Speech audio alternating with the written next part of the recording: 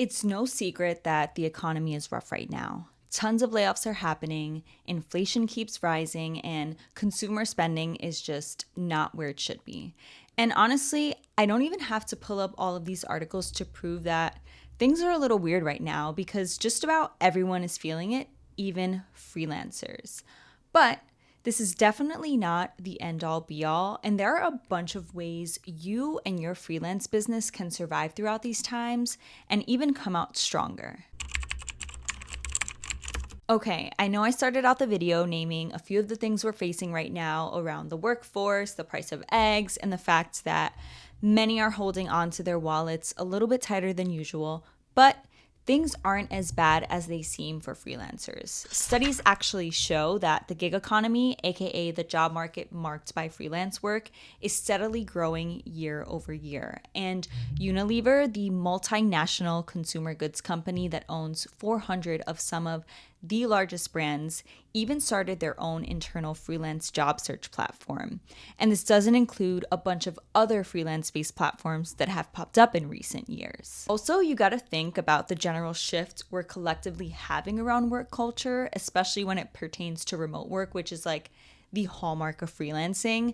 And it's become the new standard for a lot of people. I mean, there are companies that use being a remote first business as a selling point when it comes to attracting talent to work with.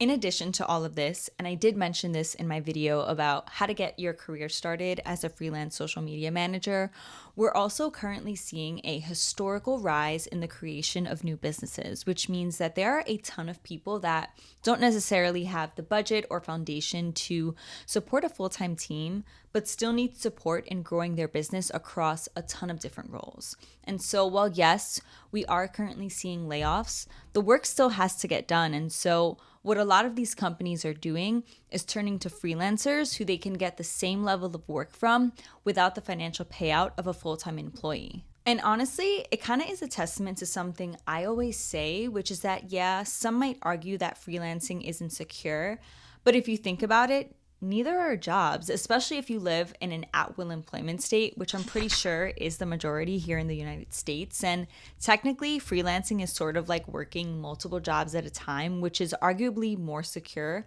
than just working one. Now, as much as things aren't as bad as they seem, that's not to say that things aren't still a little weird right now. I'm seeing a lot of people talking about it online, and it's also been coming up in conversations I've been having with other freelancers.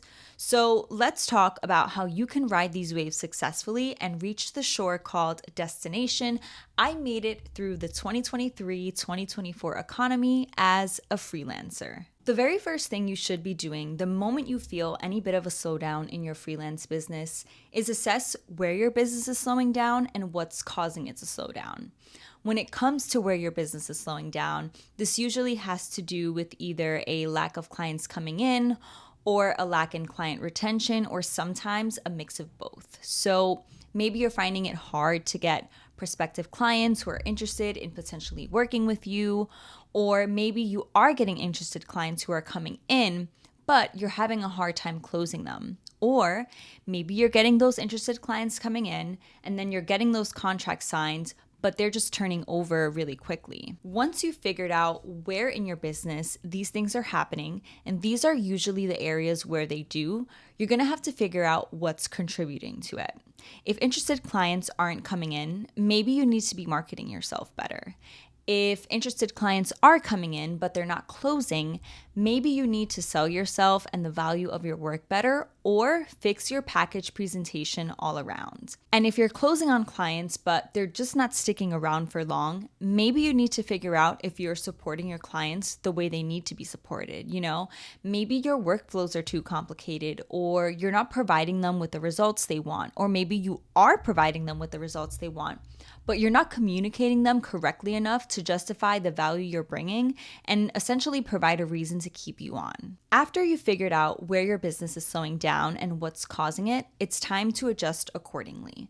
So this might look like doubling down on your work and your impact and being more vocal about it. Reports are a really great way to do this. And if you're a social media manager like me, I have an entire video on how to put together a social media report, which you can check out. And I also provide a template for you to get started. Adjusting can also look like tweaking your offers so they're suitable for a wider net of people, or offering a la carte services in addition to any packages you might have. Another adjustment could be figuring out what'll make the collaboration process between you and your clients easier. Maybe that means you need to use project managers, or project managers that are simpler than the ones you're already using, or maybe you need to integrate your workflow into the project management system that your clients are already using or are familiar with. There are always areas for improvement that you can easily get blind to, and self-admittedly, it happens to me too. And this happens because you obviously understand your business and the intention behind it better than anyone else. So it's important to take the time to figure out what those blind spots are so that you can actually address them. I mentioned assessing your offerings, and I want to speak on that part a little more because this is another thing you can be doing during a slow season, but honestly, it's also something you should be doing regardless. When you're a freelancer, the odds are more than likely that you wear many hats, and so you probably have a few skills outside or adjacent to your core offerings that you can also start to offer to new clients or even upsell to existing ones. So for example, I'm a social media manager, and with my work, I've gained skills in things like video editing and copywriting. And so these are independent services that I actually started to add to my list of offerings that have created more project opportunities outside of just like my one area of focus. So the intention here is to start to go beyond what you're already doing and cast a wider net that'll reel in more work into your funnel. I have 3 core values in the way I do my work, and one of those values is continuously learning. When you're a freelancer, the majority of the time you're doing your work alone or with interns or subcontractors that are taking your direction. So it can be really easy to find yourself in a position where you're essentially capping your growth because you're not being challenged by a larger team or manager. So staying on top of your skills and making sure you're always up to date and enhancing your skill set is really important. And sometimes the perfect time to do this, like it's really might even be the only time you're able to because you're busy otherwise, is during a slow season. So while you're assessing any shortcomings in your business and putting together your upsells and new offers, also take a course, read a study, or catch up on any changes in industry standards and news. Basically, do things that will elevate the quality of service you provide for your clients because it'll add to the demand and need for you and your work as a freelancer. Like, it'll make people say, wow, this person is so skilled and so knowledgeable and their work seems to really be impactful. This is the freelancer that I want to work with. And to that end, you'll become an excellent freelancer. Because it can be hard out here as a freelancer because there are so many stereotypes against us. You know, people think freelancers are sketchy or a cheaper alternative, which is why a lot of people tend to lowball freelancers, or they think we're less qualified because we're not working in-house. And I'm not saying that these are stereotypes against you that you're always going to encounter because there definitely are clients who get it. But what I am saying is that these perceptions around freelancing does exist. So when you do excellent work, it gets people to be like, oh, this person is legit and like they are so worth what I'm paying them. And also, when you're staying on top of your education and constantly upskilling and doing excellent work, you'll feel better about yourself and where you currently are in your freelance career, even if it's a slow season, because you know what you can bring to the table. And being in that mindset, I think, actually positions you to see all of the possibilities for yourself because you're not as clouded in your thoughts and too worried about the current slow season. What pretty much every freelancer does when they're experiencing a slow season or worried about the current state of the economy is work on their brand marketing and network. Now, this is something that you should always be doing, but I understand personally that this is so much easier said than done, especially when the majority of your time is spent actually working on your freelance projects, but nonetheless, it is really important. I've grown a pretty solid network while working projects, but I've definitely been slacking on my personal branding and marketing myself over my freelance career, and I've been freelancing for a little over 4 years now, and it is honestly one of my biggest regrets. So yeah, start posting about yourself and your work on LinkedIn or your social media platform of choice. Though, I do personally recommend LinkedIn because that's usually where the clients are.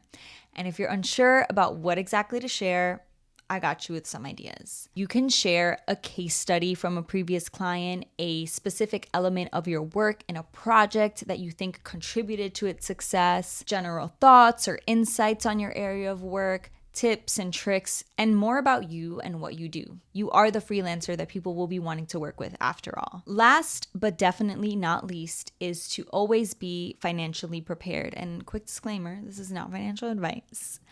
In both my personal experience and conversations with other freelancers, this looks like having a savings account, of course. Another thing is always setting aside a percentage of your income for taxes. I'm pretty sure the standard for most people is about 30% of what you make. That way, when filing time comes around and you're hit with that bill, you can just pay it off right away, because those IRS interest rates are crazy. Also, try to set up additional sources of income. There's a lot you can do with the internet, whether that be through affiliate marketing, user testing, or digital or even physical products. It's just always good to have not just a plan B, but also a plan C and sometimes even a plan D. If you're a freelancer who's currently riding through a slow season, I hope this video was helpful in giving you some clarity on ways you can get through it and potentially even come out better from it. And one reminder, entrepreneurship, because you are an entrepreneur as a freelancer, it ebbs and flows. And so things will start to pick up again. It's literally the nature of the business. And as always, if you have any questions, please leave them down in the comment section below, or you can shoot me a DM on Instagram at Crystal on social. Till next time.